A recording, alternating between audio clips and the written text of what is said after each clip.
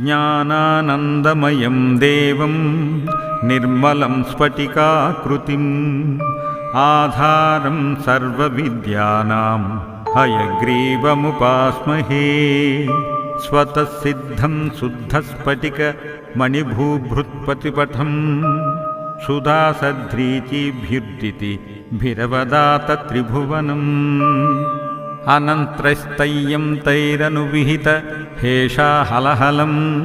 ಹತಶೇಷಾವಜ್ಯಂ ಹಯವದೀನಮೀಡಿ ಮಹೀಮಹಃ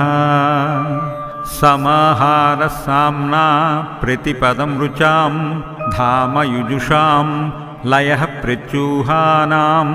Lahari ವಿತಿತರ್ಬೋಧಜಲಧೇಃ ಕಧಾದರ್ಪಕ್ಷುಭ್ಯತ್ ಕಧಕಕುಲಕೋಲಾಹಲಭವಂ ಹರನ್ತ್ವಂ ತದ್ಭಾಂತಂ Hayavadana ಹೇಷಾಃ